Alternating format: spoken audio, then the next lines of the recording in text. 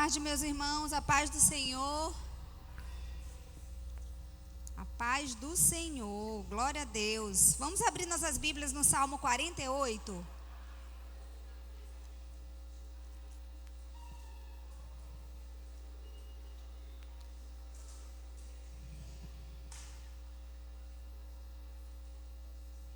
Salmo 48. Você que foi achando, vai ficando de pé.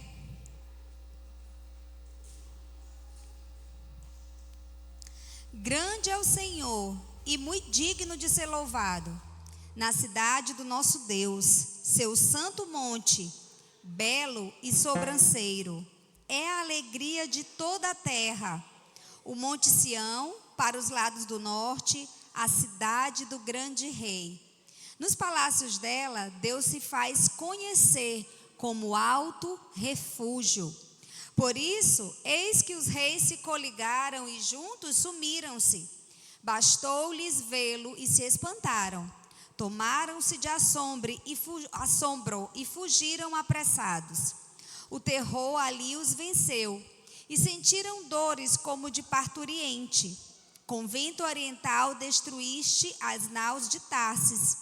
Como temos ouvido dizer, assim o vimos na cidade do Senhor dos Exércitos, na cidade do nosso Deus. Deus a estabelece para sempre. Pensamos, ó Deus, na tua misericórdia no meio do teu templo. Como o teu nome, ó Deus, assim o teu louvor se estende até os confins da terra. A tua destra está cheia de justiça. Alegre-se o monte Sião, exultem as filhas de Judá por causa dos teus juízos. Percorrei a Sião, rodeai-a toda, contai-lhe as torres, notai bem os seus baluartes, observai os seus palácios, para narrardes às gerações futuras que este é Deus, o nosso Deus para todo sempre. Ele será nosso guia até a morte, amém? Glória a Deus. Isso é um salmo maravilhoso que exalta o nosso Deus e a nossa pátria, a nossa cidade celestial. E o salmista declara como o nome do Senhor é santo. E ele fala algo muito poderoso. O nome do Senhor é motivo de alegria para toda a terra.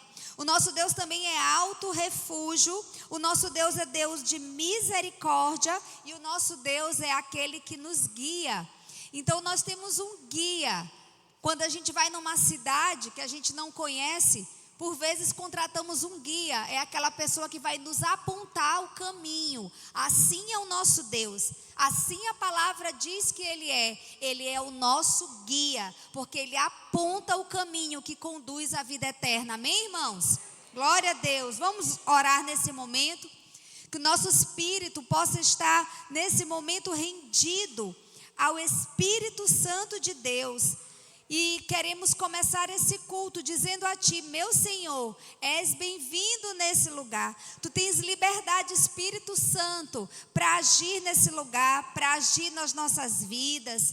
Queremos Te agradecer pelo fruto que em nós habita do Teu Espírito, meu Senhor e meu Deus. Obrigado porque Tu és o nosso alto refúgio, porque Tu és a alegria de toda a terra, porque Tu tens preparado uma cidade que o Senhor vai nos levar, aquela cidade perfeita e maravilhosa, preparada para o Teu povo, para os Teus santos, para os Teus escolhidos. Oh Pai, obrigada, porque tudo isso é fruto de misericórdia do Senhor. E nós aqui nesse final de tarde, começo de noite, estamos unidos e reunidos como o povo do Senhor e viemos para cá com o objetivo, exaltar o Teu nome na Assembleia dos Santos. Deus, Tu és o nosso guia, que nos conduz em todos os nossos caminhos. Pai, sê assim mesmo, vai endireitando as nossas veredas, nos fazendo enxergar que só há um caminho, uma verdade que nos conduz à vida eterna, e esse caminho, essa verdade é o Senhor. Rendemos graças porque o Senhor é bom, porque o Senhor é poderoso, porque o Senhor é maravilhoso, porque a despeito de nós o Senhor é fiel e continua sendo. A tua misericórdia se estende de geração em geração. Grande é o Senhor que fez os céus e a terra, a alegria de toda a terra. Ser exaltado para todo sempre em nome de Jesus. Amém. Glória a Deus.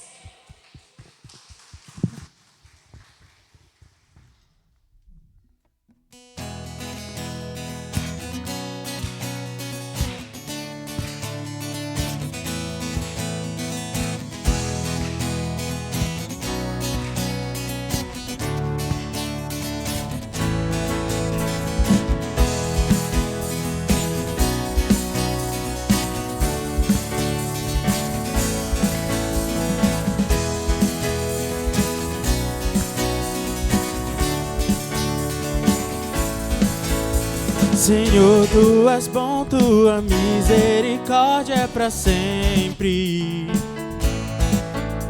Senhor, tu és bom, tua misericórdia é para sempre. Todos os povos te exaltarão, de geração em geração te adorarei.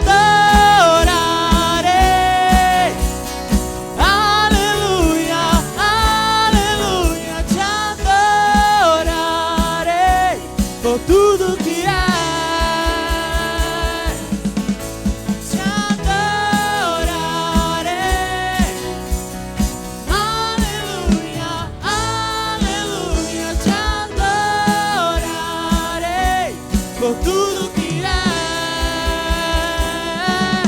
Deus é bom.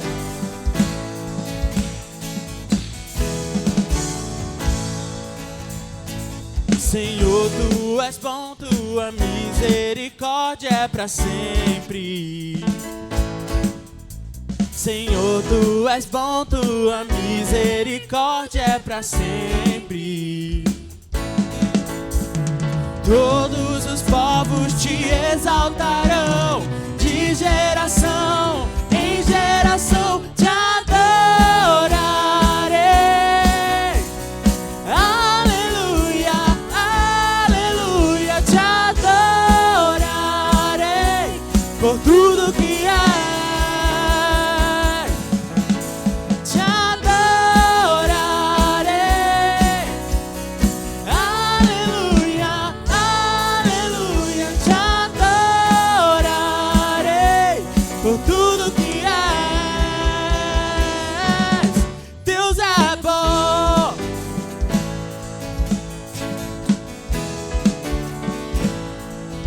Deus é bom o tempo todo, o tempo todo.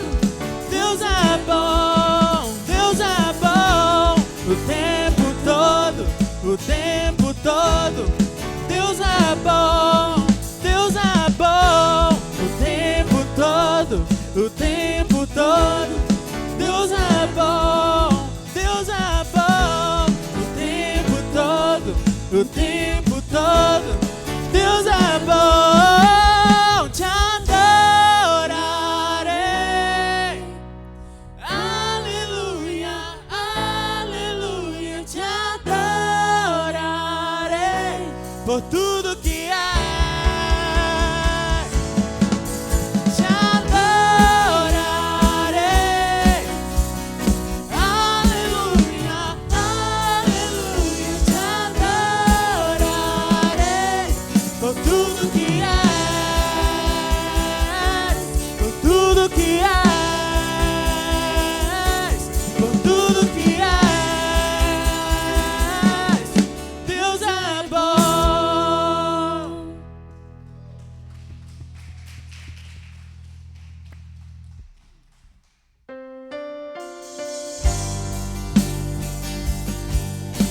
Declare nessa noite que o nosso Senhor é o único Deus em nossas vidas.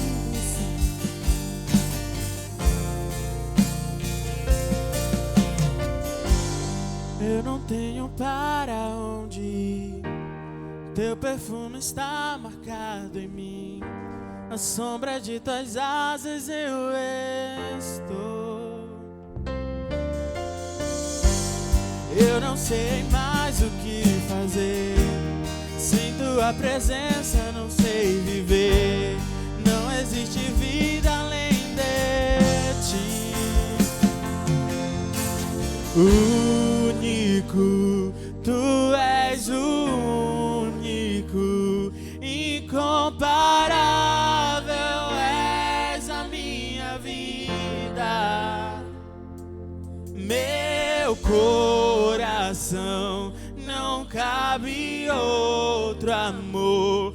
Tudo que tenho e sou é tudo teu.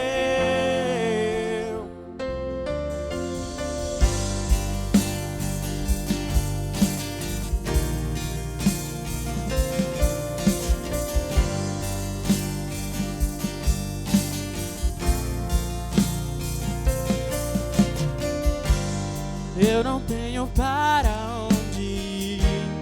Teu perfume está marcado em mim. À sombra de tuas asas eu estou. Eu não sei mais o que fazer. Sem tua presença não sei viver. Não existe vida além de ti.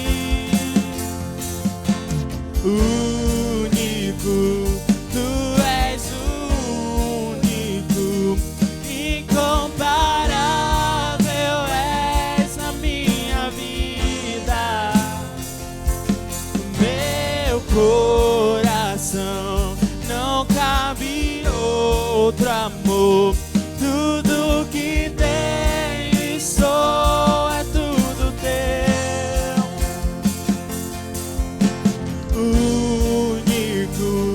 Tu és único, incomparável és a minha vida.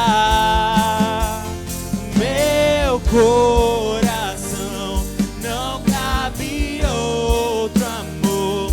Tudo que tenho e sou é tudo teu. Irresistível foi tua voz a me chamar. Palavras de vida eterna só tu tens pra mim. Irresistível foi tua voz a me chamar. Palavras de vida eterna só tu tens pra mim. Único, tu és único, incomparável és a minha vida. Meu coração não cabe outro amor. Tudo que tenho e sou é tudo teu.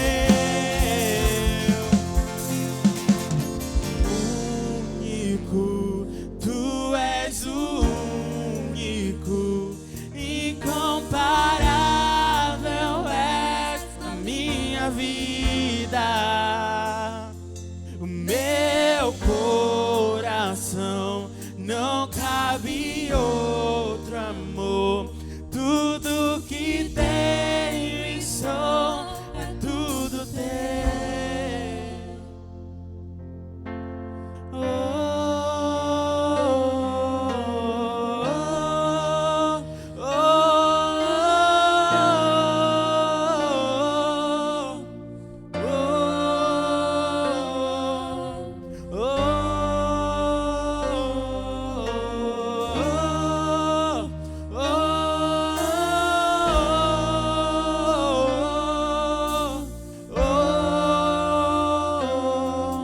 Irresistível foi tua voz a me chamar. Palavras de vida eterna só tu tens pra mim. Irresistível foi tua voz a me chamar. Palavras de vida eterna só tu tens pra mim. Irresistível foi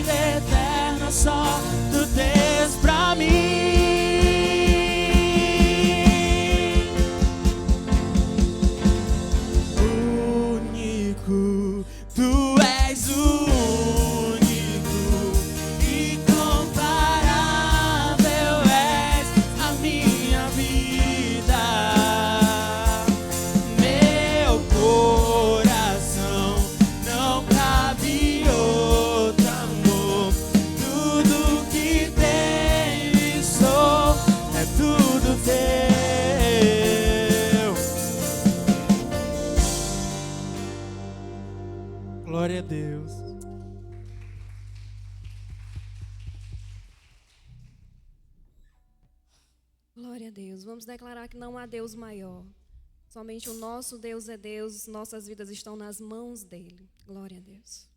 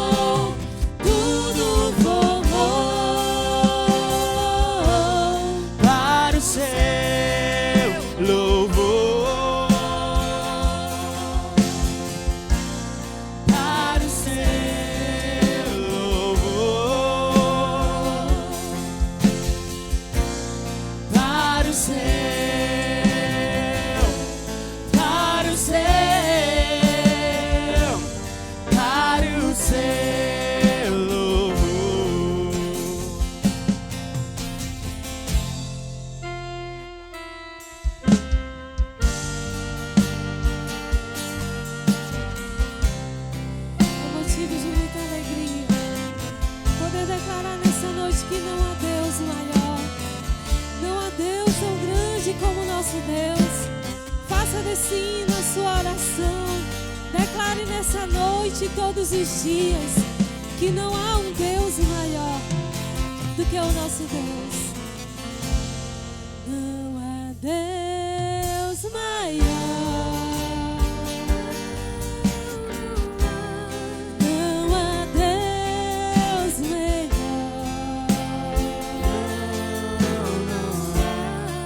Não há Deus tão grande como nosso Deus. Ele criou o céu, criou o céu, criou a terra, criou o sol e as estrelas. Tudo Ele fez, tudo criou, tudo formou Para o céu, louvor. Para o céu, louvor. Para o céu, para o céu, para o céu, louvor.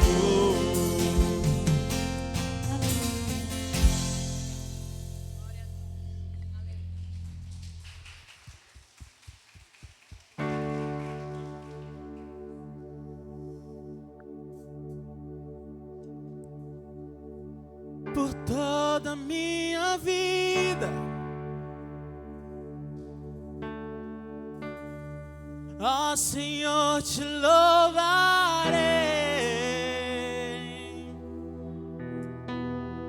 pois teu fôlego é minha vida e nunca me cansarei. Posso ouvir a tua voz,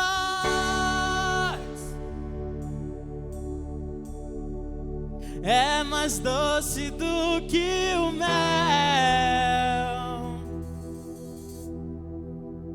que me tira desta cova e me leva até o céu.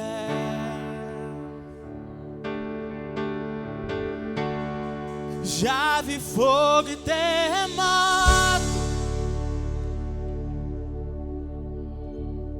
vento forte que passou. Já vivi tantos perigos, mas tua voz me acalmou. Tu dá ordem às estrelas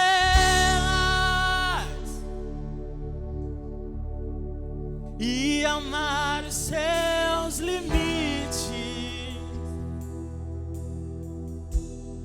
Eu me sinto tão seguro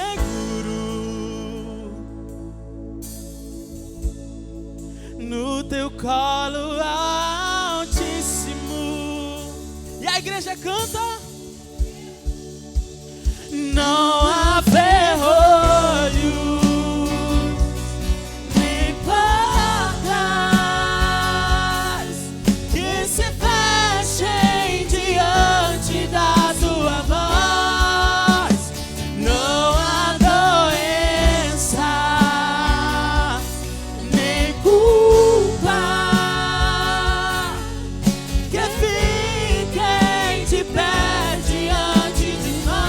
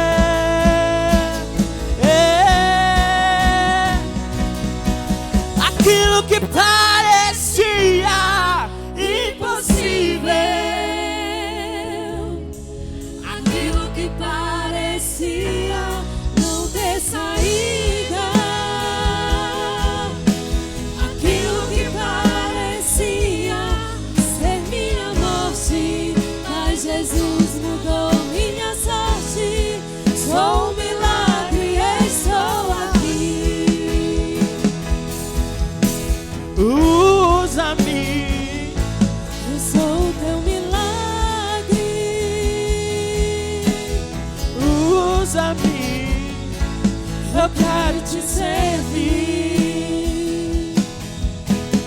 Usa-me, eu sou a tua imagem. Usa-me, ó Filho de Davi. pois não há ferrolhos nem portas E se fechem diante da tua voz. Não há doenças nem culpas que fiquem de pé diante de nós. e a tempestade se acalma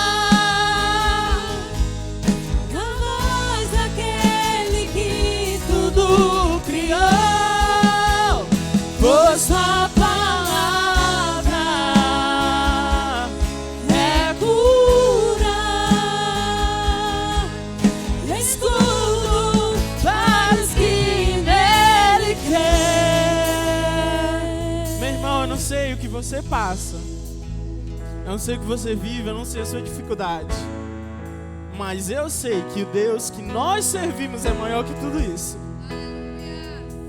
O Deus que nós servimos é maior que o seu pecado, é maior que a sua dificuldade. Então aquilo que pode parecer impossível, para Ele não é nada. Aquilo que pode parecer aos seus olhos difícil, para Ele não é nada. Então mesmo com as dificuldades, mesmo com as angústias do nosso coração, nós estamos aqui, louvando a Ele, porque Ele é maior e Ele é melhor que tudo. Então cante comigo que aquilo que parece impossível não é. Aquilo que parecia impossível, aquilo que parecia não ter saída, aquilo que parecia ser minha morte, mas Jesus mudou minha sorte. Sou um milagre, estou aqui. Usa-nos, Senhor. Usa-me, eu sou o teu milagre. Usa-me, eu quero te servir. usa-me, Eu sou a tua imagem. usa-me, Ó Filho de Davi. pois não há ferrolhos nem portas que se fechem diante da tua voz. Não há doença nem culpa Que fiquem de pé diante de nós. e a tempestade Se acalma na voz daquele que tudo criou, pois sua palavra é cura, escudo para os que nele creem. glória a Deus.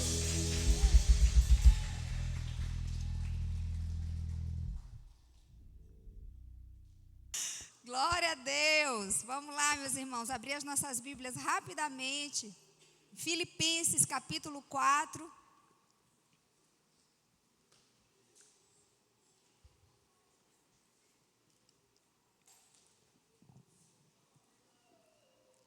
Nós vamos ler Filipenses capítulo 4.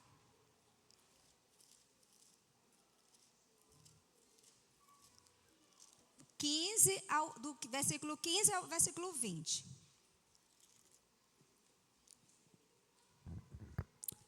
E sabeis também vós, ó Filipenses, que no início do evangelho, quando eu parti da Macedônia, nenhuma igreja se associou comigo no tocante a dar e receber, senão unicamente vós outros, porque até para Tessalônica mandastes, não somente uma vez, mas 2, o bastante para as minhas necessidades. Não que eu procure o donativo, mas o que realmente me interessa é o fruto que aumente o vosso crédito. Recebi tudo e tenho abundância. Estou suprido, desde que Epafrodito me passou às mãos o que me veio da vossa parte, como aroma suave, como sacrifício aceitável e aprazível a Deus. E o meu Deus, segundo a sua riqueza em glória, há de suprir em Cristo Jesus cada uma de vossas necessidades. Ora, a nosso Deus e Pai seja a glória pelos séculos dos séculos. Amém?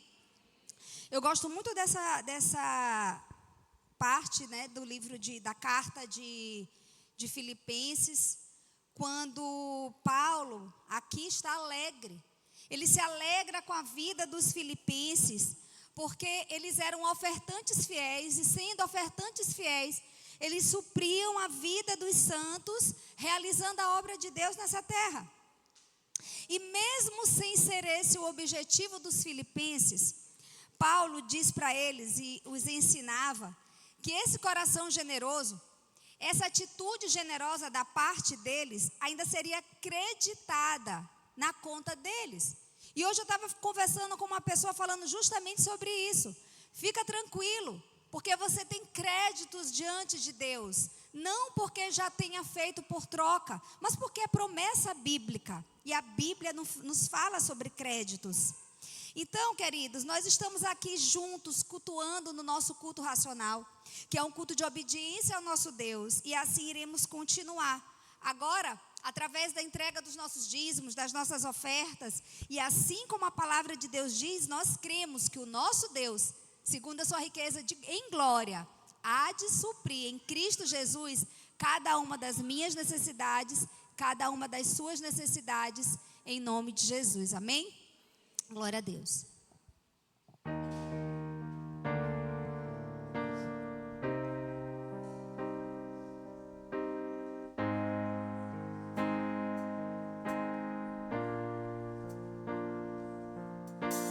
Tua palavra escondi, guardada no meu coração, pra eu não pecar contra ti, Senhor.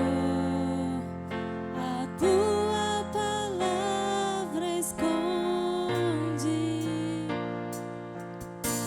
as vestes no sangue lavei,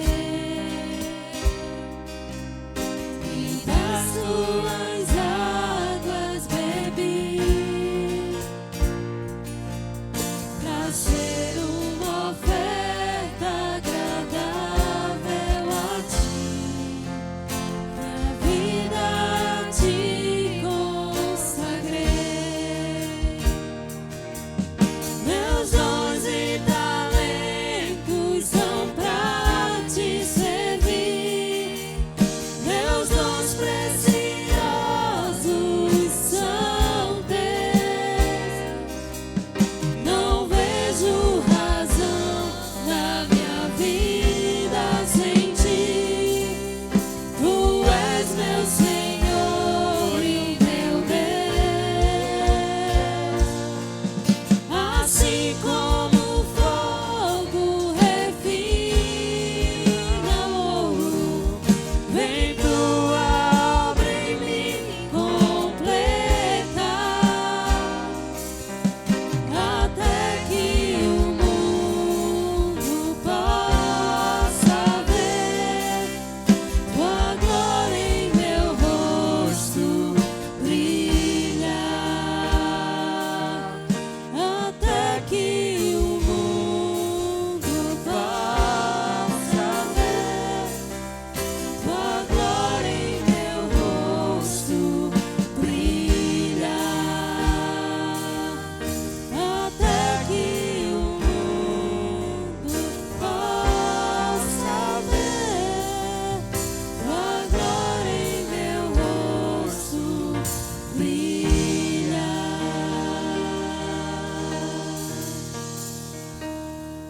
Glória a Deus. Obrigada, Senhor, pelo privilégio de podermos também, com os nossos dízimos e ofertas, espalhar o teu reino nessa terra. Ah, Pai, continua a fazer essa boa obra através das nossas vidas. Abençoa o teu povo, Senhor. Supre as suas necessidades em Cristo Jesus. Amém. Glória a Deus. A paz, amada igreja, boa noite. O final de semana passado nós estivemos no Cocal, fazendo aquele momento especial com as crianças. Obrigada, tá bom? Tá bom? Tá. Fazendo um momento especial com as crianças. E aí eu quero agradecer à amada igreja pela disposição de fazer doações, tanto em brinquedos como também no valor em dinheiro que deu para comprar muitos brinquedos. E foi tão bom que foi tantos brinquedos que nós conseguimos abençoar as crianças do Cocal, mais as crianças do Rio do Meio, que é um povoado próximo do Cocal, que nós fomos até lá no domingo, e também abençoamos crianças dos povoados do caminho de volta do Cocal. Então, foi muito brinquedo. Então, foi uma média de 180 brinquedos. Então, eu glorifico a Deus por vocês, isso totalizando entre novos e os seminovos também, e os que foram doados aqui na igreja. Agradecemos a todos de coração. Vocês são bênção, irmão, nas nossas vidas, na vida dos irmãos do Cocal, na vida de vocês, na vida de todo mundo. Deus abençoe. Vamos assistir um videozinho, ver se dá, né, para rolar os videozinhos aí. Agradecer a todos que foram, também os meninos, os adolescentes aqui missionários, jovens missionários, né, o tio João, quem participou, o evangelismo. Foi lindo demais.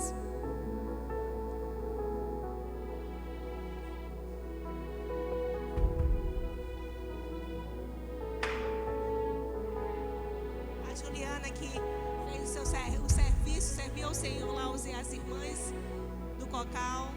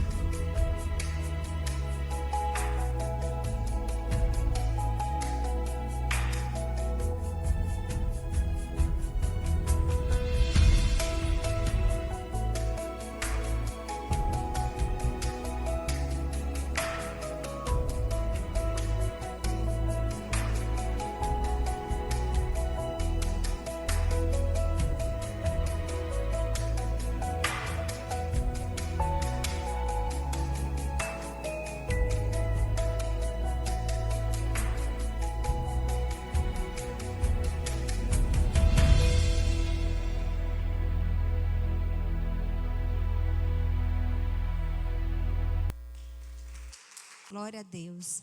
Gostaria de chamar Marcelo, que vai vir ministrar a palavra de Deus nessa noite.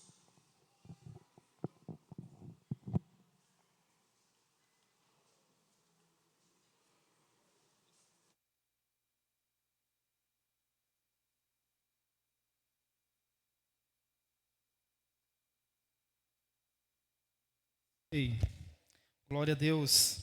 A graça e a paz do Senhor, irmãos. Amém? Enquanto as crianças vão saindo, você toma sua Bíblia comigo. Abra na epístola de Paulo, na carta de Paulo à igreja de Roma. Romanos capítulo 1. Versos de número 16 e 17.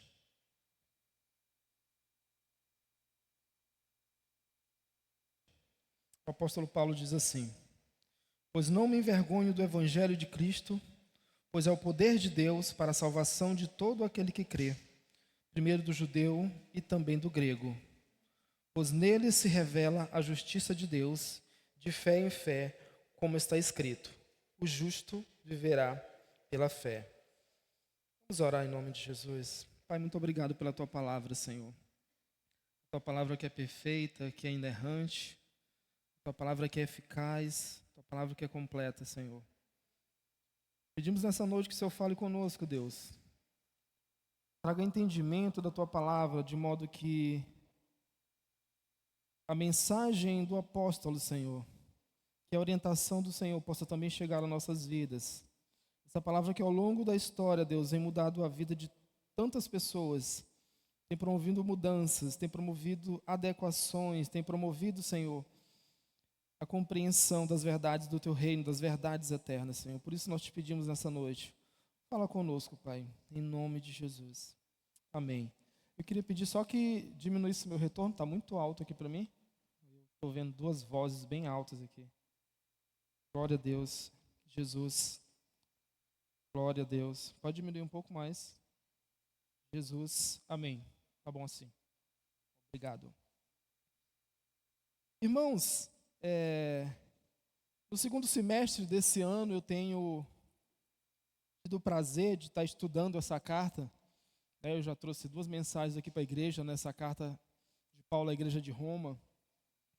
E eu tenho sido surpreendido por Deus e pela história dessa carta ao longo dos anos, de como ela tem sido e é importante na vida, no crescimento da igreja, tem sido importante na conversão de muitos expoentes do evangelho, homens avivalistas, pregadores que contribuíram para que eu e você estivéssemos hoje aqui. Deus, de forma poderosa, usa a vida de Paulo para trazer uma mensagem à igreja de Roma, uma igreja que vivia num contexto de perseguição, uma igreja que vivia um contexto de martírio, onde os irmãos eram literalmente queimados vivos ou então lançados em espetáculos para que os leões pudessem devorá-los. Essa era a realidade dos cristãos da igreja de Roma. Não era uma comunidade cristã de elite, não. Os irmãos romanos eram aqueles subalternos, eram escravos, eram servos, eram pessoas de pouco conhecimento. Então, por isso, Paulo, quando ele escreve essa carta, ele usa uma linguagem bem clara, bem objetiva, e sobretudo nos versos 16 e 17 da carta de Romanos, ele traz o tema dessa mensagem, que é exatamente isso: eu não me envergonho do evangelho, porque o evangelho é poder de Deus para a transformação. E ele usa essa expressão de forma muito objetiva e estratégica, porque o evangelho em Roma era visto como algo desprezível. Do lado do Império Romano, a maior potência da época, não fazia sentido se ouvir falar de um rei soberano que morreu crucificado, cuja sua história foi marcada pela cruz, que simboliza a fraqueza, a humilhação, simboliza a maldição. Do outro lado, os judeus da antiga aliança, eles não aceitavam a ideia de um Cristo que veio à terra para ser subjugado, para sofrer, para ser martirizado. Eles esperavam alguém que viesse estabelecer o reino e um governo sobre Roma. Então essa era a realidade dos irmãos de Roma. Então Paulo diz para ele: olha, vocês não podem se envergonhar desse evangelho, porque é através desse evangelho que eu promovo transformação e restauro a vida de vocês. O tema da mensagem de hoje, irmãos, é Jesus Cristo, o preço da justiça de Deus. Porque de fato foi isso que custou para que a justiça de Deus fosse estabelecida em nossas vidas. Foi a vida de Jesus. A carta de Romanos, ela é frequentemente descrita por alguns teólogos como a catedral, como o evangelho dentro do evangelho. Uma catedral nada mais é do que a igreja mãe, é como se ela congregasse o conhecimento de todas as epístolas paulinas, de todas as cartas que Paulo enviou às igrejas, de tão profunda que ela é, em seus temas, em suas afirmações.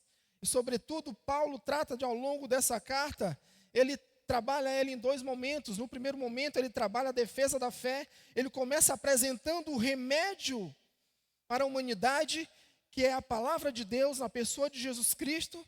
E depois ele começa, a partir do verso 18, a apontar para a humanidade o porquê ele precisa desse remédio. Porque a raça humana estava caída, a raça humana ela estava desconectada de Deus e ela não poderia por si só voltar à presença do Senhor. E depois que ele faz isso no primeiro momento, apresenta o remédio, depois ele apresenta o doente, a condição da humanidade, no terceiro momento ele reafirma a necessidade desse evangelho. Ele faz isso até o capítulo de número 11. Do capítulo 12 em diante, você vai ver já a obra de Deus na vida de pessoas transformadas, de pessoas que foram alcançadas pelo evangelho. E a título introdutório, para que a gente veja a importância dessa carta, já falei isso em outros momentos, mas quero reforçar, sobretudo porque estamos vendo uma semana muito importante. Quantos podem me dizer o que teve de importante nessa semana que se encerrou ontem? A semana da Reforma Protestante. Amém, irmãos? Glória a Deus. Isso é um marco muito importante para a igreja do Senhor. É um momento que marca onde a igreja de Cristo ela volta à centralidade do evangelho, ela volta à centralidade da palavra, ela volta a ter Cristo como seu centro. Isso precisa ser relembrado todos os tempos, sobretudo na vida pessoal de cada um de nós, porque todos os dias nós somos confrontados a sair da presença de Deus, a fazer com que Deus deixe de ser o centro de nossas vidas, de nossas ações, do nosso comportamento. Que a nossa fé ela possa ser colocada em xeque. Que nós venhamos dar a glória que é devida a Deus a outra pessoa, ou situação, ou coisa.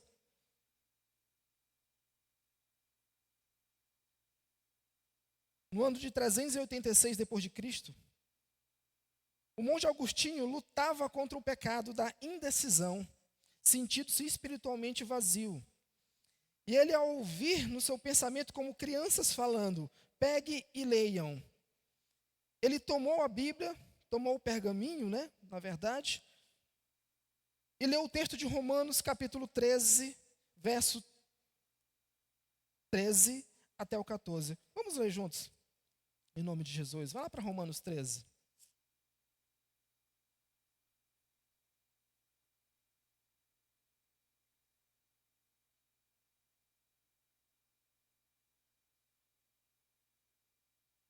Romanos 13, a partir do verso 13.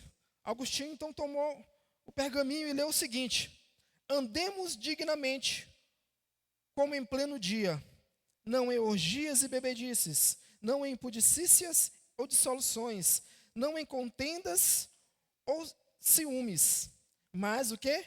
Revestivos do Senhor Jesus Cristo, e nada disponhais para a carne, no tocante às suas concupiscências. Em outras palavras, Paulo diz nesses dois versículos que nós devemos deixar as práticas antigas, porque isso não corresponde à vida do cristão. Isso não diz respeito à nossa nova natureza. Nós precisamos nos revestir de uma nova natureza, que é a natureza de Deus na pessoa de Jesus. E Agostinho, ao ler esse texto, pelo poder da palavra, seu coração se encheu de fé e naquele momento ele entregou a sua vida a Jesus. Não teve um pregador, não precisou de uma televisão ligada, não precisou de um proeminente ou eloquente mensageiro da palavra de Deus, mas precisou tão somente do poder da palavra de Deus. 1 milênio depois, ou melhor, mais de 1 milênio depois, um homem chamado Martim Lutero, que vivia aterrorizado com a justiça de Deus, porque ele era católico, apostólico, romano, diferente de nós que somos católicos, apostólicos, mas não somos romanos. Martim Lutero era confrontado com a realidade que a igreja colocava sobre sua vida, de que ele precisava corresponder à justiça de Deus, e ele olhava para a justiça de Deus como algo penoso, pesado. Ele enxergava um Deus que era condenador, que era justo juiz, e que quando ele olhava para a sua vida, ele não via condições em cumprir aqueles ritos, aquelas determinações, de forma a agradar a Deus. E Martim Lutero, nessa briga interna, ele então descobre Romanos 1,17, que nós acabamos de ler, que diz assim: pois nele se revela a justiça de Deus, de fé em fé, como está escrito: o justo, o que, irmãos? Viverá pela fé. Irmãos, Martim Lutero, quando descobre a intenção do autor contida nesse versículo, ele descobre que a retidão que Deus requer dele não é mérito nosso, não é mérito humano.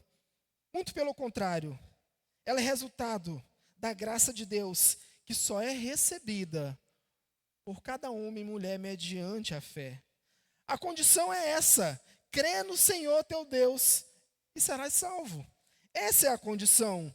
Não existe obras, mas fé. Não, é fé. As obras na vida do cristão vão se tornar uma evidência de que nós somos alcançados pelo Senhor Jesus. Mas o único requisito, a única coisa que Deus pede de mim e de você, que Jesus pede de mim e de você por meio da sua palavra, é que nós creiamos nele, na eficácia do seu poder. Por isso Paulo diz: eu não me envergonho desse evangelho, porque ele é poderoso. E essa revelação então transformou a vida espiritual de Martim Lutero. E aí nós temos então deflagrada o que nós conhecemos hoje como a Reforma Protestante. No ano de 1517, Martim Lutero, ele então chega ali na igreja de Wittenberg, e ele prega o que nós conhecemos das 95 teses. E essas 95 teses são contraposições, são palavras duras que trazem o cristão, trazem a igreja de volta para o contexto da palavra, porque a realidade vivenciada pela igreja daquela época, há mais de 1 milênio aqui da data desse evento da Reforma Protestante, a realidade era de indulgências. Homens e mulheres pagavam para a igreja católica para conquistar o seu espaço, o seu terreno lá no céu. Até hoje pessoas guardam de forma histórica, quadros, retratos de títulos de posse.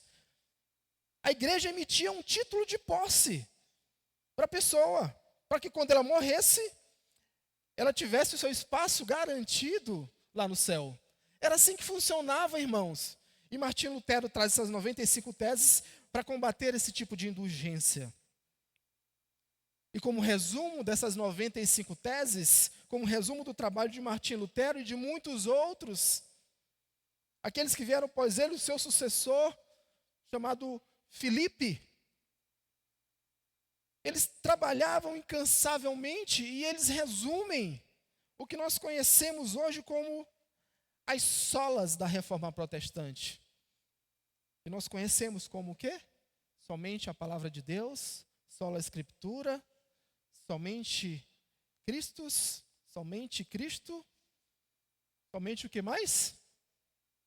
Sola gratia, somente a graça, o que mais?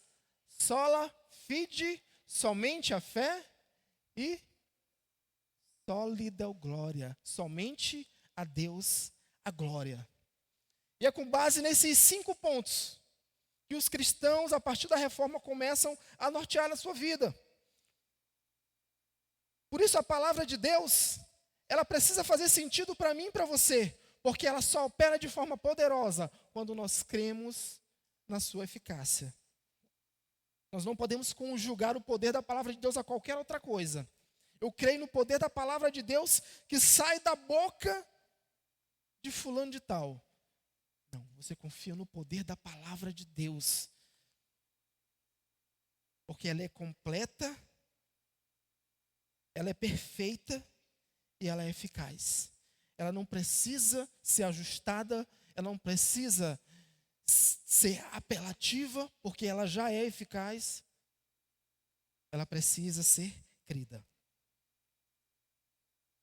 E depois de Martim Lutero, muito depois, vai vir muitos outros homens de Deus que tiveram a sua vida transformada pela carta de Romanos. John Wesley, que foi um grande avivalista da história, ele apenas lendo o prefácio da carta de Romanos, escrito por Martim Lutero, ele teve a sua vida transformada. Um homem que foi um expoente do evangelho, ganhador de muitas almas. E a questão que fica para nós aqui, irmãos, é a seguinte: a grande questão é, então não é apenas o que o Evangelho fez por Agostinho ou por Lutero.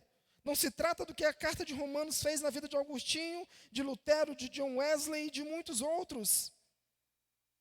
Mas e nós hoje? Diante da cultura que nós vivenciamos hoje, diante do silêncio e da vergonha em diversas áreas de nossas vidas que nós passamos hoje, nós temos realmente crido nessa mensagem que ela é suficiente para mudar a nossa história? Foi suficiente na vida desses homens. E ela também é suficiente em nossas vidas. Eu quero dividir essa mensagem em 3 momentos. O famoso sermão de 3 pontos. Em 3 momentos. O primeiro deles está no versículo 16, parte A, que nós nos deparamos com um apóstolo sem vergonha. No bom sentido da palavra, que é o apóstolo Paulo. Como ele começa o verso 16, dizendo assim: porque não me envergonho do evangelho. Irmãos, naquele momento, para os romanos, para os judeus da antiga aliança em Roma, o evangelho significava vergonha, escândalo. Paulo estava prestes a ir à capital do Império Romano. Quando ele escreve essa carta, você vai ver que ele expressa o desejo de estar em Roma, mas ele ainda não tinha ido a Roma, ainda não tinha presenciado, compartilhado a vivência com os irmãos da igreja romana. E Paulo, por diversas vezes ele pensou, por diversas vezes ele planejou ir a Roma, mas a forma que ele vai a Roma, talvez não é a forma que ele planejou. Porque quando Paulo vai a Roma, ele vai o quê? Encarcerado, preso. Mas ele foi até Roma. Mas nesse momento, Paulo escreve à igreja de Roma e expressa o desejo de estar lá. Vai ver nos versículos anteriores, ele fala sobre isso.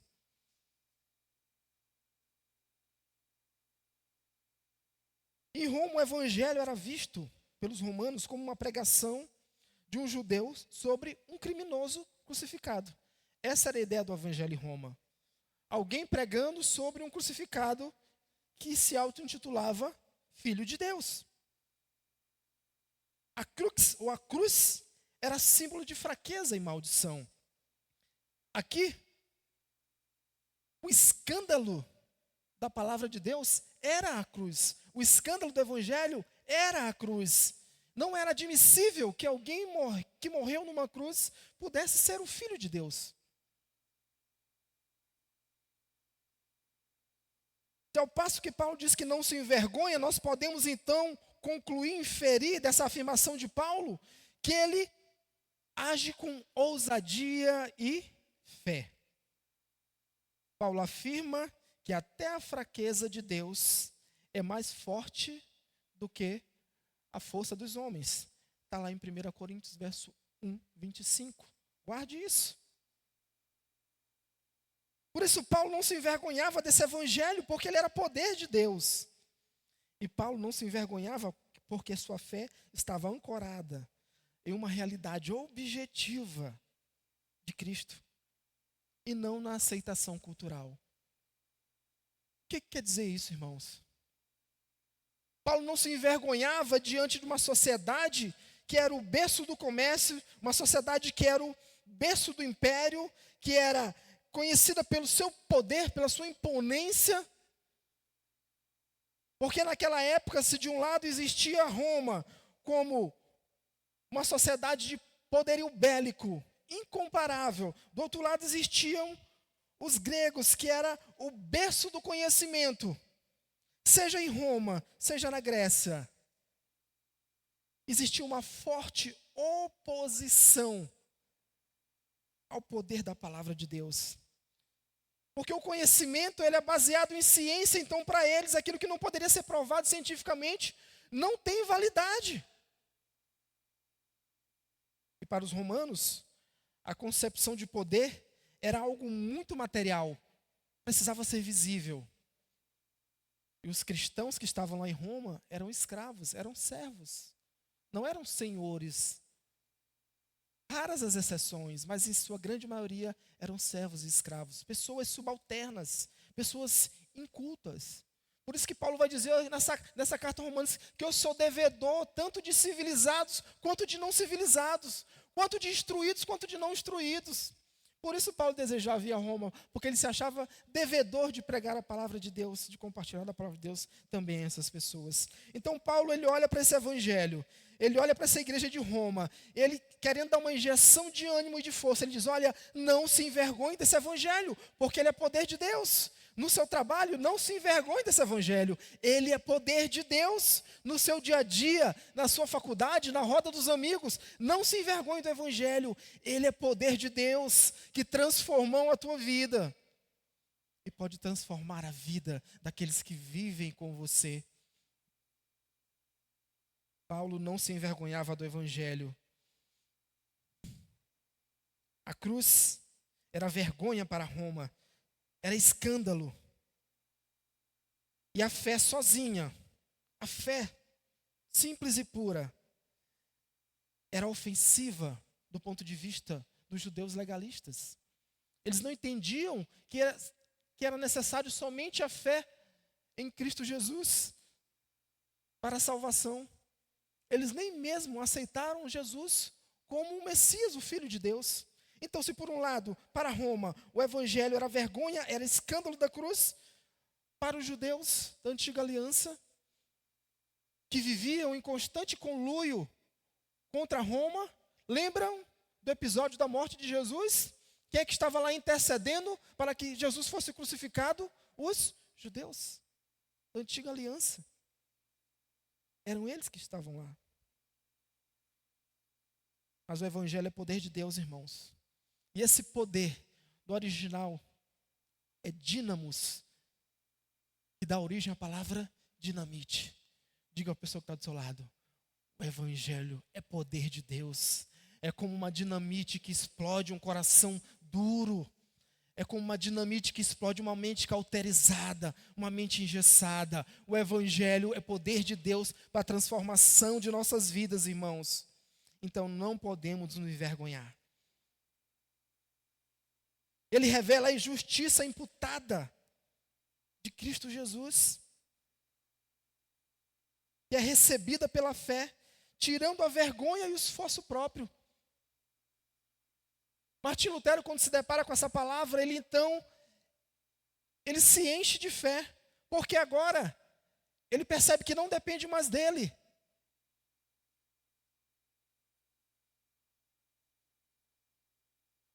Porque o evangelho revela a justiça imputada de Deus, que é Cristo Jesus.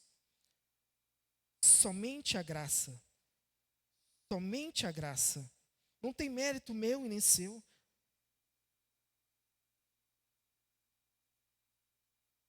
Na nossa cidade, irmãos, na nossa sociedade, nós vivemos hoje um tempo de pessoas obcecadas por autoestima, por aceitação.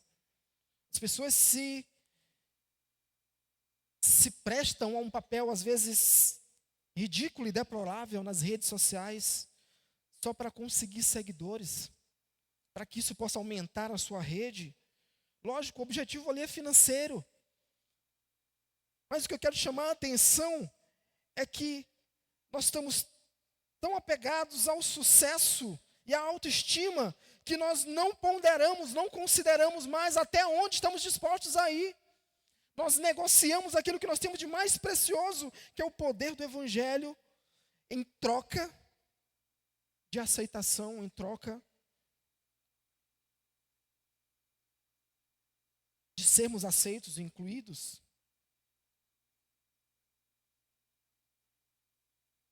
a sociedade atual considera o evangelho vergonhoso. Porque ele exige de nós um reconhecimento da nossa total incapacidade. Assim como nos tempos antigos, hoje também se prega que a ciência, ela é o centro de tudo. Aquilo que não pode ser explicado, não pode ser provado. Essa é a ideia. Mas Hebreus 11 nos mostra diferente, não é isso? Que a fé é o quê? A certeza e convicção. De fatos que não se veem, de coisas que se esperam. É certeza e convicção. Nós cremos no poder transformador do Evangelho. Ser cristão fiel hoje, irmão, ser um cristão piedoso, defender a Bíblia contra ideologias dominantes. Quero chamar a tua atenção aqui para algo que talvez a gente não tenha se apercebido.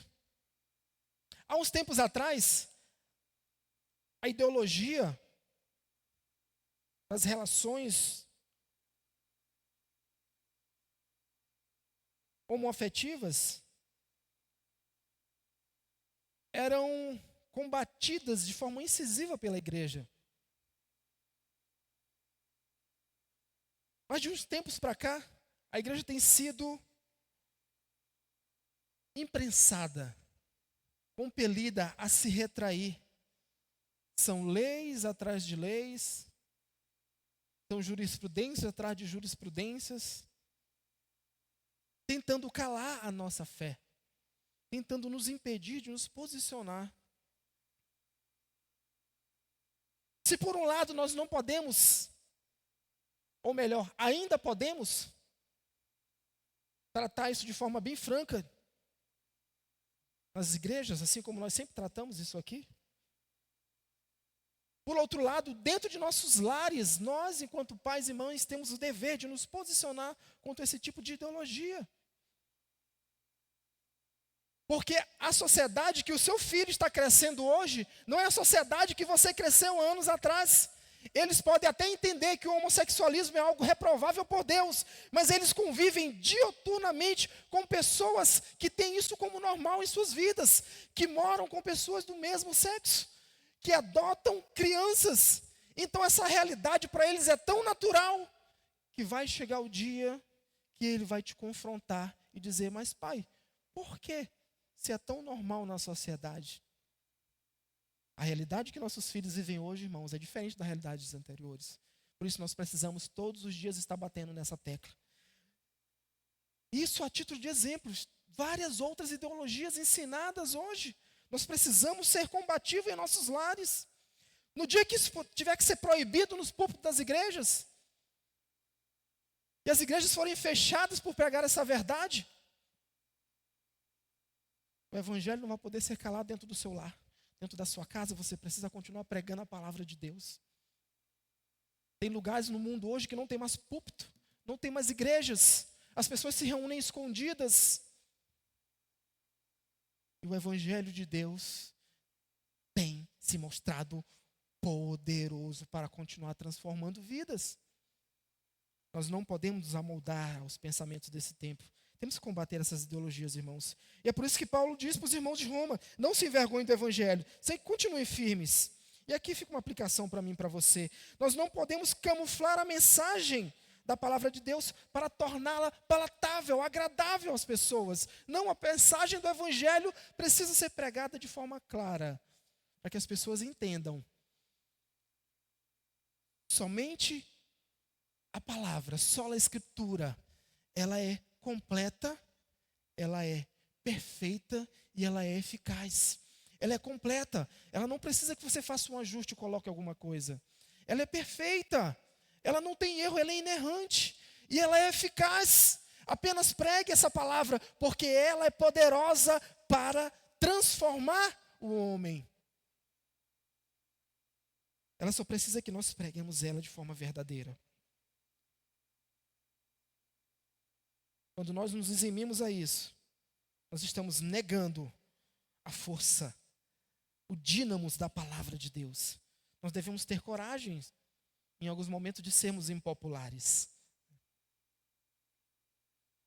Segundo ponto, verso 16, na parte B. Olha o que o apóstolo Paulo continua dizendo. Porque é o poder de para a salvação de todo aquele que trabalha para o reino de Deus. É isso que diz o texto aí? Para todo aquele que primeiro de judeu, depois de gregos, de gentios. Gostei da versão que diz gentios. De fato é isso. Naquela época, o termo grego já se usava de forma a incluir todos os gentios. Os judeus usavam essa expressão para incluir todos os gentios, romanos, gregos, prosélitos, todos aqueles que chegavam ao evangelho. Porque é poder de Deus para a salvação de todo aquele que crê, primeiro do judeu e também do grego. Como nós já falamos, a palavra poder aqui, essa expressão do original dínamos, de dinamite, que dá origem à palavra dinamite. Então a palavra de Deus, ela é poderosa para promover transformação. O evangelho, irmãos, ele não é apenas uma informação. O evangelho é a força de Deus eficaz sobre sua criação. E ela tem o objetivo de executar o plano de Deus em nós. É o único poder capaz de quebrar o domínio da incredulidade, da culpa e da escravidão do pecado. Somente a palavra de Deus é capaz de fazer isso. Quebrar o poder da culpa, do pecado. Somente a palavra de Deus é capaz de nos livrar da escravidão. Não existe outro meio, irmão, pelo qual possamos ter a nossa vida transformada que não seja a palavra de Deus. Somente a palavra. O poder universal de Deus quanto ao alcance da sua sabedoria. A salvação, irmão, é para todo aquele que crê. Indicando a universalidade da oferta dessa salvação.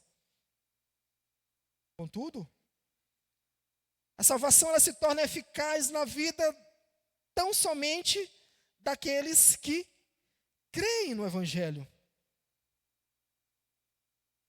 A salvação de Deus,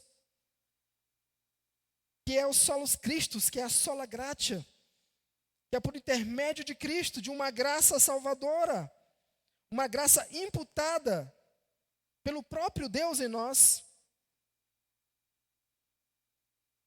mas que é apropriada pela fé. Repito, não existe conjugação de obras com fé. É somente pela fé. A palavra de Deus é o instrumento que promove a fé em nossos corações. É por meio dela que a graça de Deus é derramada em nós. Assim como foi na vida do monge Agostinho, assim como foi na vida do monge agostiniano Martim Lutero, assim como foi na vida de John Wesley, de muitos outros teólogos. E aqui nós estamos diante de um dilema da humanidade. Se o homem está espiritualmente morto, a única esperança de salvação reside em um poder externo. Entenda isso. Se o homem está espiritualmente morto, a salvação ela só pode vir de algo externo. Concordam comigo, sim ou não? E esse contexto nos ajuda a alicerçar o entendimento da graça de Deus, que não é algo que pode partir de mim, que não é algo que pode partir da pessoa, do seu intelecto, da sua inteligência, da sua capacidade. A salvação reside no poder externo e no sobrenatural de Deus. O que a Bíblia diz? Aprove ao Senhor salvar por meio da loucura da pregação do Evangelho. Aquilo que é loucura para o mundo, Paulo está dizendo aqui que para nós é poder de Deus para a transformação, para a salvação de todo aquele que crê. E aqui trazendo para a nossa realidade, irmãos, o crente não deve confiar somente nessas técnicas de organização emocional.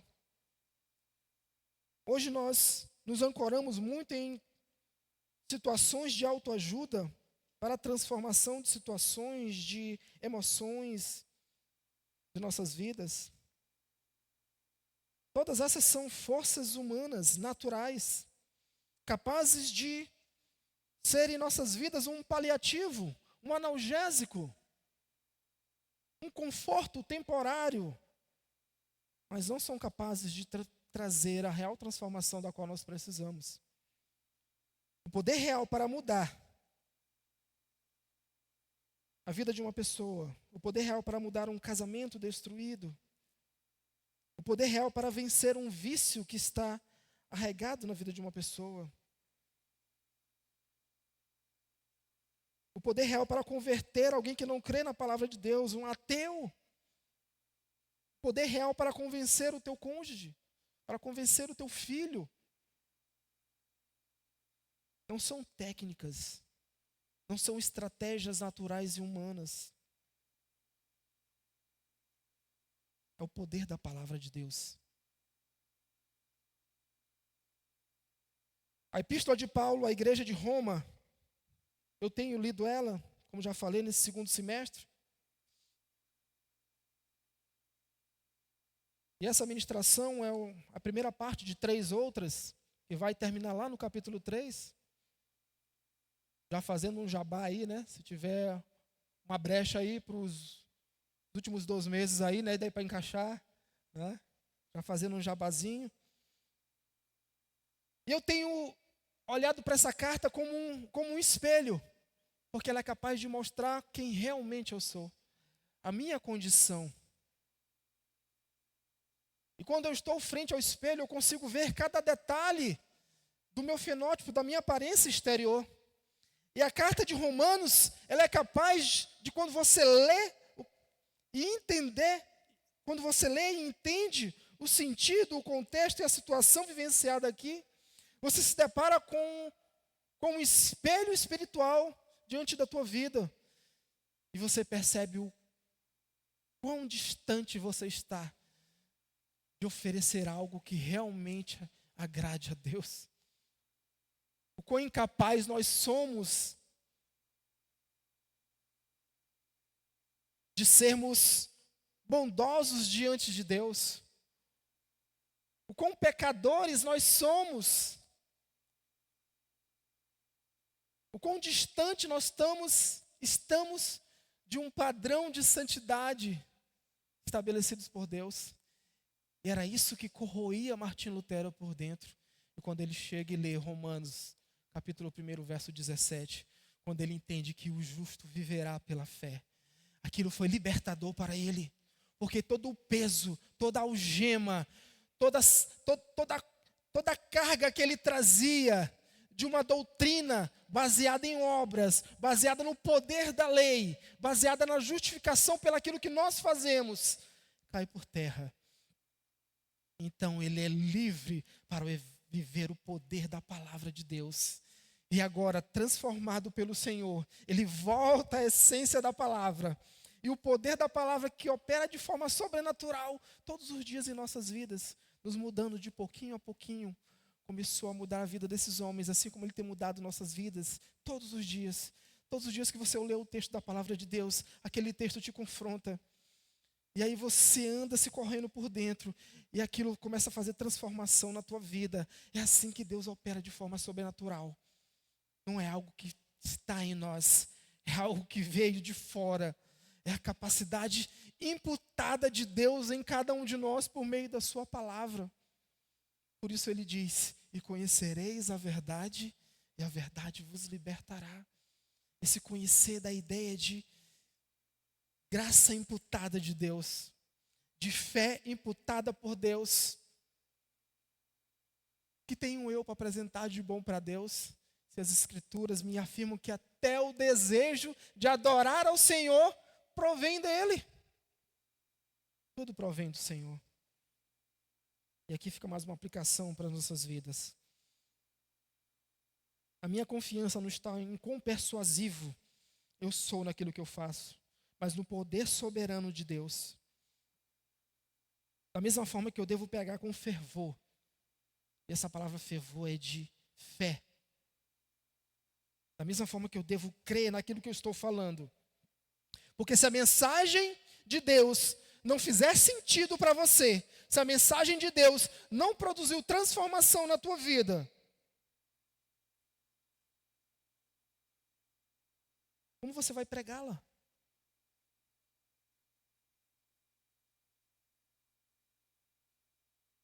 Eu devo pregar com fervor e simplicidade a mensagem de Deus. Como nós já falamos, ela já é completa, ela é perfeita, ela é eficaz. Pois Deus usa a fraqueza humana, nós, eu e você, a situação que você vive, a limitação, a dificuldade, é Deus usando a multiforme graça dele para que a palavra de Deus flua para outras pessoas por meio da tua vida. Quantos testemunhos de Deus já edificaram a tua vida? Quantos sofrimentos já edificaram a tua vida? Deus usa a nossa limitação, irmãos. Deus usa o ser humano da forma que ele é, ineficaz, para cumprir o seu propósito, para manifestar a sua força. Esse é o conceito de graça. Essa graça alcança a pessoa de todas as classes sociais. Por isso Paulo diz, quer gregos, quer judeus, quer gregos. Seja de judeus, seja de toda a humanidade alcançada pela palavra de Deus. E o terceiro e último ponto, quero terminar cedo, que mais tarde tem clássico.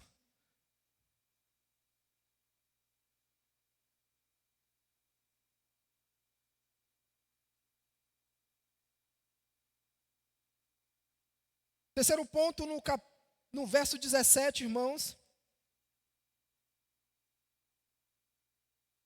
que é a cereja do bolo.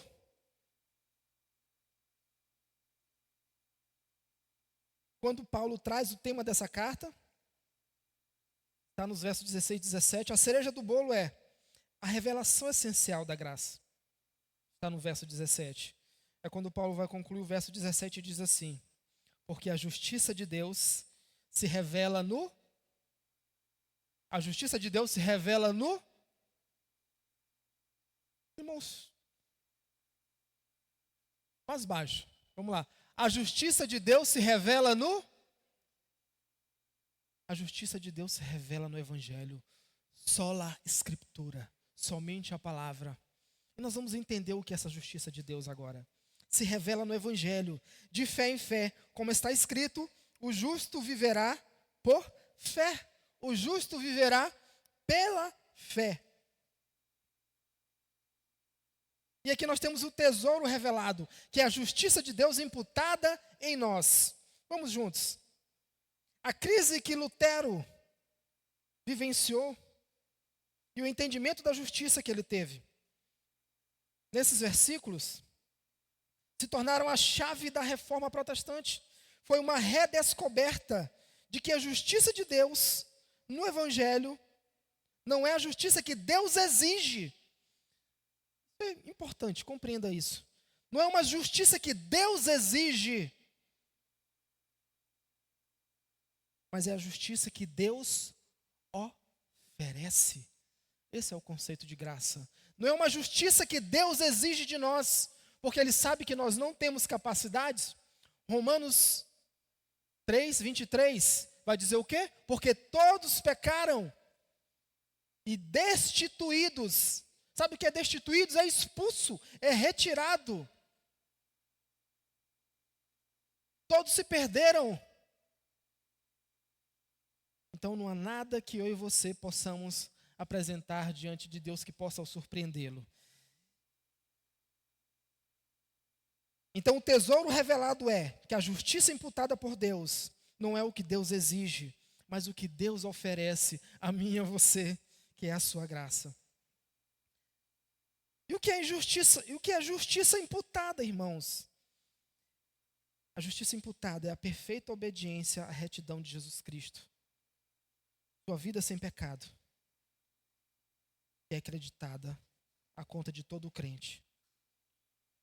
Quando a justiça de Deus te alcança, quando a transformação do Evangelho alcança você, quando a sua vida é ganha por Jesus, você não se torna uma pessoa melhor.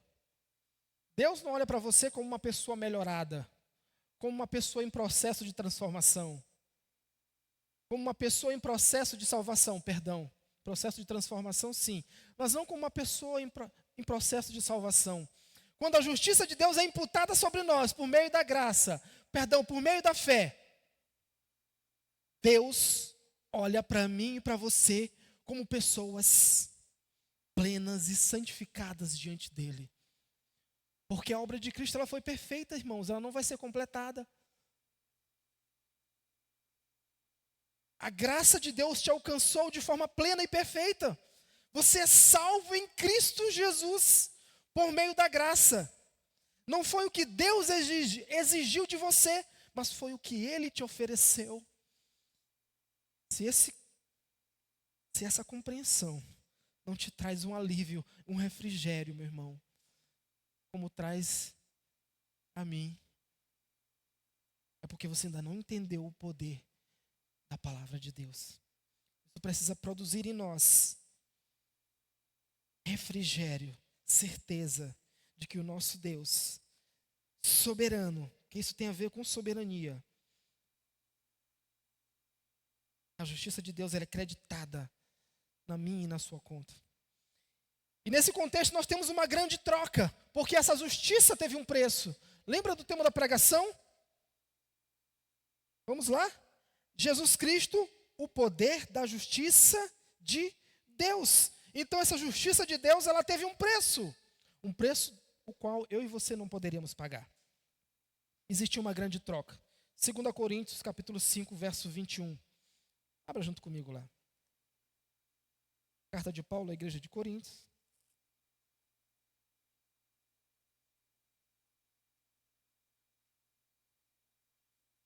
Segunda Coríntios, capítulo 5, verso de número 21.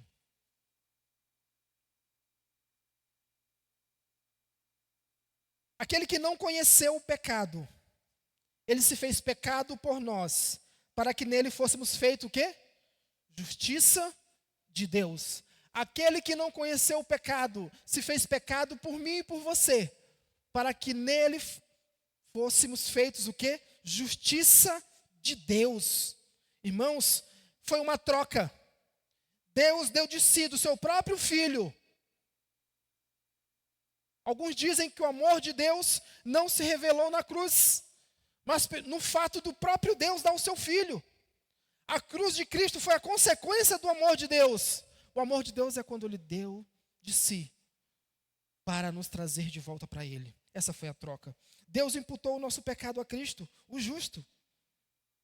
E em troca, Ele imputa a perfeita justiça de Cristo em nós. A perfeição de Deus nos alcançou por meio de Cristo. Essa é uma obra completa, entenda isso. Esse é um ato de justificação, da ideia de um ato legal, forense. É como se um juiz pegasse aquela acusação e dissesse: você está inocentado. E o princípio da segurança jurídica me diz que eu não posso ser julgado duas vezes pelo mesmo crime.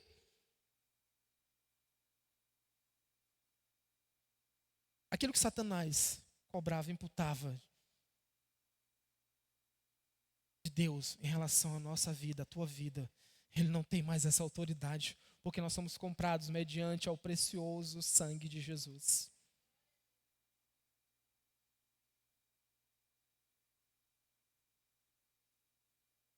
Só existiu um único meio, irmãos. Só existe um único meio, que foi pela fé, a sola fide. O texto diz de fé em fé. Essa frase significa que a justiça de Deus é revelada do começo ao fim. É todos os dias, irmãos. É diante de cada luta, nós precisamos exercer essa fé que nos alcançou. É o único modelo de acesso, de apropriação da ideia de uma vida contínua na presença de Cristo. Isso é fé. A fé ela opera aqui como instrumento de Deus. A fé não é a causa da nossa salvação. Entendamos isso. Mas o instrumento que faz com que nós recebamos, que nós a recebamos.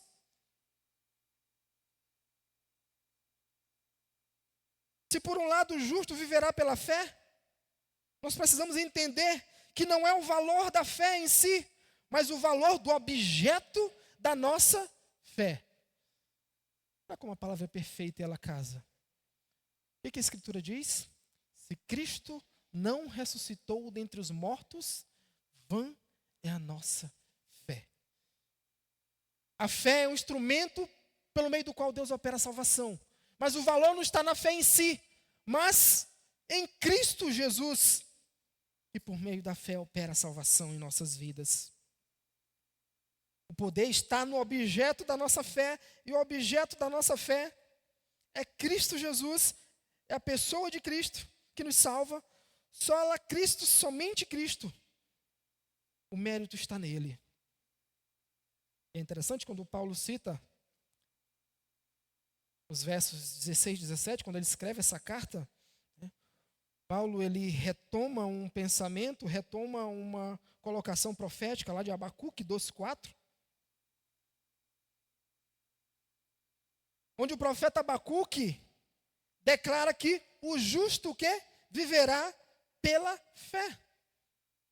E perceba que no ano de 1517, o texto citado por Abacuque, o texto replicado por Paulo à igreja de Roma, se torna o lema da reforma protestante: o justo viverá pela fé.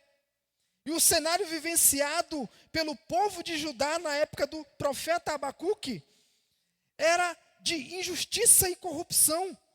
O povo de Deus havia recebido uma palavra do próprio Deus, que ele seria exilado e cativo dos caldeus, seria cativo do povo babilônico, padeceria julgamento.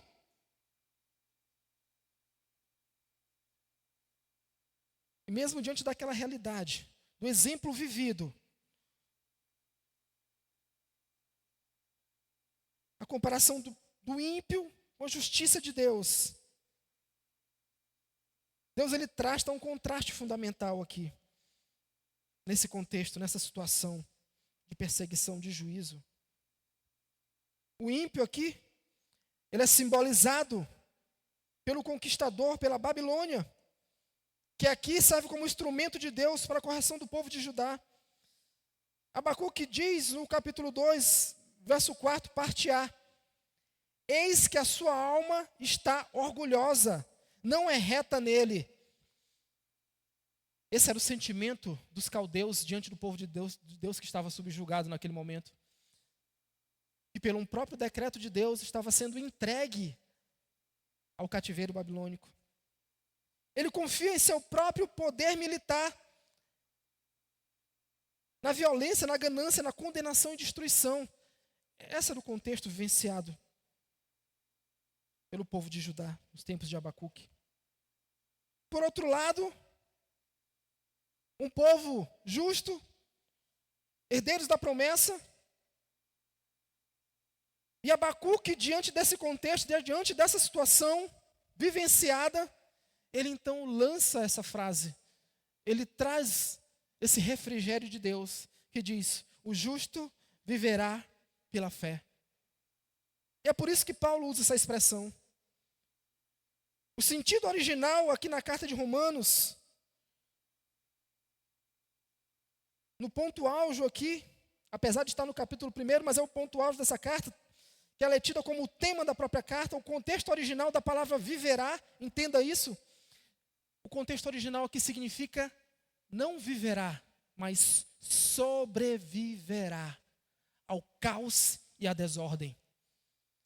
A palavra lançada por Abacuque nesse contexto é um contexto de perseguição e sofrimento, de luta, de morte.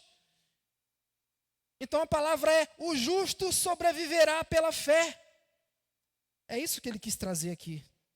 Sobreviverá ao caos. Ele existirá, ele subsistirá, ele habitará, ele mora lá, ele morará, perdão. Essa é a expressão de justiça aqui, de viverá, perdão. E o conceito de fé aqui trazido, o justo viverá pela fé, é o emuná. É a fidelidade. Para o povo hebreu, é o techavé, que é da ideia de um contexto de vida pautado na ética e na moral bíblica que eles tinham. Essa ideia de fidelidade à orientação de Deus.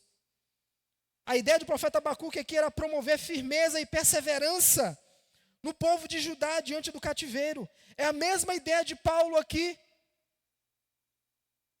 Mais ou menos 60 e poucos anos depois de Cristo, quando ele escreve a igreja de Roma, 50, 60 por aí.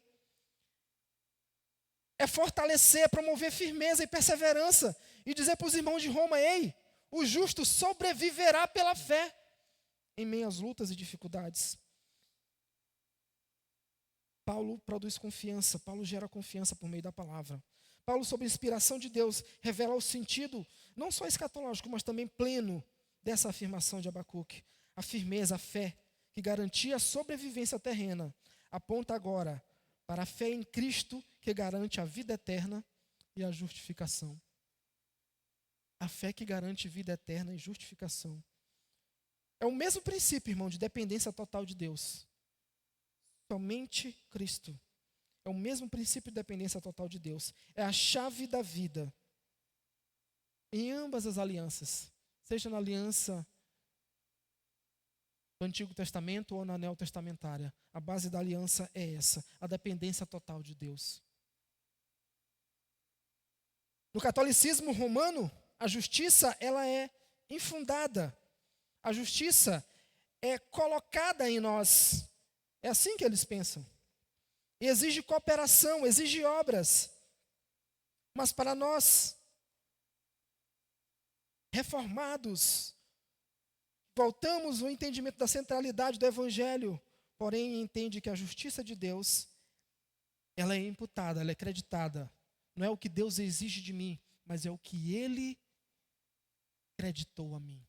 Foi de graça, não teve contraprestação nenhuma da minha parte. Portanto, a paz com Deus não depende do seu sentimento de santidade de hoje, irmãos, mas da perfeição eterna de Cristo creditada em nós.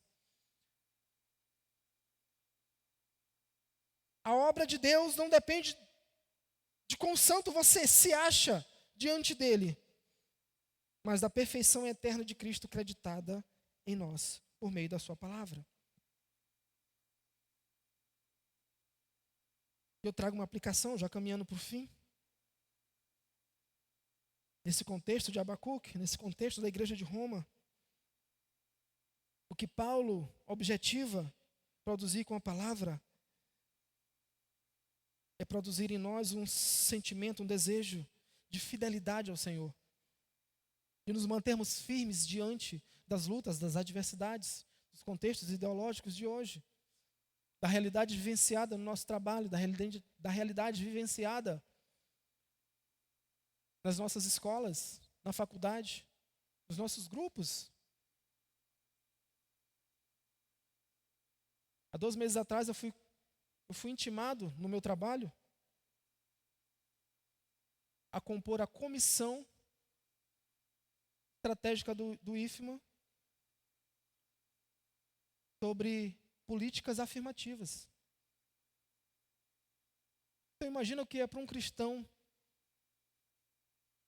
militar nessa área. Andar na linha tênue entre o dever profissional e o dever cristão. E a sola fide e a fidelidade de Deus. É para essa realidade que Deus nos levanta e nos chama, irmão, para sermos luz. E é com esse objetivo que Paulo chama a igreja de Roma a continuar sendo luz, a não se envergonhar do Evangelho, porque ele é poder de Deus para a transformação. Nós precisamos entender que o mundo está cego. O príncipe deles cegou os seus entendimentos. E nós vamos ver nessa carta de Paulo à igreja de Romanos que foi o próprio Deus. No final do capítulo 1 você vai ver isso, que entregou o ser humano a todo tipo de depravação mental e moral. Trocando a sua natureza, suas relações naturais, de homens e mulheres, e recebendo em si próprios o preço do seu flagelo. É nesse contexto que Paulo convoca a igreja de Roma a se permanecer fiel. Fica de pé comigo nesse momento em nome de Jesus. Queria para a gente finalizar com uma canção. O Ministério de Louvor ainda tiver por aí, puder finalizar com uma canção. Nós vivemos uma época de ansiedade extrema. Compartilhava com os colegas há poucos dias e dizia que há mais ou menos 1 ano e meio atrás, e o homem é assim, às vezes é um erro nosso, mas a gente passa por picos de estresse e ansiedade que só nós sabemos. Diante das pessoas nós chegamos e estabelecemos um sorriso, no trabalho nós tentamos ser os melhores todos os dias, diante das demandas nós tentamos correspondê-la, mas só Deus sabe quando nós estamos por dentro. E há mais ou menos 1 ano e meio atrás, eu vivi um período de extrema ansiedade, onde eu dormia mal, demorava a pegar no sono, todos dormiam lá em casa, eu ficava acordado, olhando para o teto, naquele escuro, pensando como resolver as situações, como as coisas iam se desdobrar, e aquele sentimento me corroía, me enfraquecia. Sabe o que eu aprendo aqui, irmãos? É que a vontade de Deus ela vai se estabelecer na minha vida, independente do contexto, porque Ele é fiel, porque a sua palavra é eficaz. Nós precisamos permanecer firmes. A forma do crente viver e subsistir, como no sentido de Abacuque, é manter a firmeza, é manter o emuná, é manter Cristo como centro, é manter-se fiel a Deus, buscar uma fé inabalável.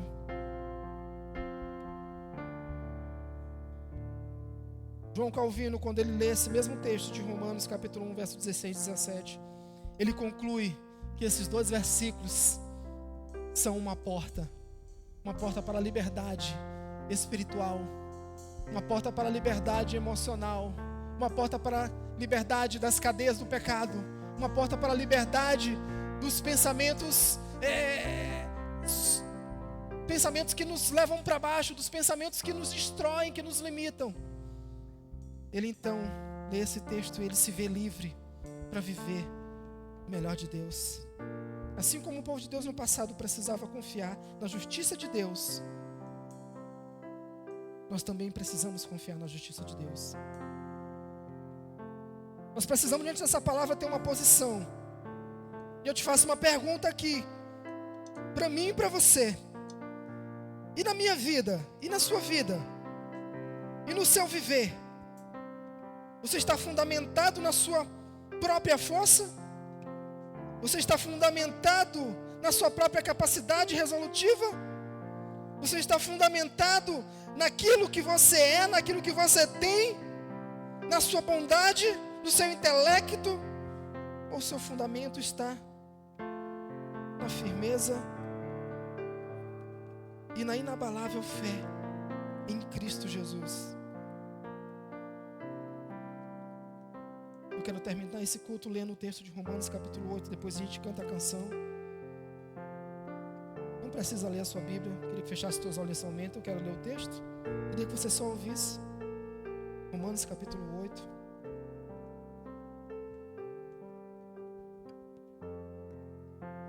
Verso 38 e 39. Diante de todas essas lutas que nós temos vivido, diante de todas as lutas que a igreja de Roma vivia, texto de Romanos capítulo 8, verso 38 e 39, diz o seguinte: porque eu estou bem certo de que nem a morte, nem a vida, nem anjos, nem os principados, nem as coisas do presente, nem as coisas do porvir, nem os poderes, nem a altura, nem a profundidade, nem qualquer outra criatura poderá nos separar do amor de Deus que está em Jesus Cristo, o nosso Senhor. Nem a morte, nem nada, nem a angústia, nem profundidade, nem criatura, nada, meus irmãos, nada é capaz de nos separar do amor de Deus que está em Jesus Cristo, o nosso Senhor. Senhor Deus, nós queremos te orar nessa noite, Senhor. pedir tão somente que o Senhor aumente a nossa fé, para que nós possamos viver o que o Senhor tem para nós no dia de amanhã. A fé que transforma o nosso interior e nos ensina a depender do Senhor, que nos ensina a ser homens espirituais, que nos ensina a viver independente das circunstâncias, confiando no Senhor, Pai. Nós queremos e te pedimos isso, Senhor. Nos ajude na nossa limitação, na nossa fraqueza, para que nós entendamos o sobrenatural do Senhor. Porque nós sabemos que até a tua fraqueza é mais poderosa do que nós. Por isso, meu Deus, fortalece a cada um dos meus irmãos. Aumenta a fé desse homem, aumenta a fé dessa mulher. Senhor, aquece esse coração. Senhor, restaura a alegria da salvação. Senhor, traz de volta para o centro da tua vontade. Senhor, ancora esse coração diante da tua palavra, para que ele possa entender que o Deus que prometeu é o Deus fiel, que vai cumprir até o dia do Senhor. Assim como nós lemos a tua palavra, Senhor, que nada é capaz de nos separar do teu amor que está em Jesus Cristo. Senhor, nós declaramos isso por fé. Vamos cantar uma canção e terminar esse culto. Que a graça de Deus e a doce consolação do Espírito estejam sobre nossas vidas, em nome de Jesus. Amém, Senhor.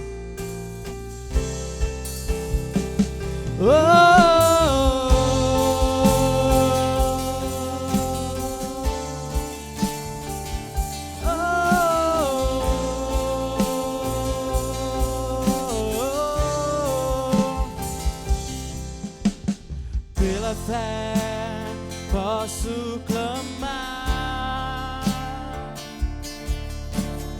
pela fé posso enxergar, pela fé posso tocar, pela fé, pela fé. Não há muralhas que ficarão de pé diante de mim. Estou firmado em Cristo para sempre. Tenho a luz em mim.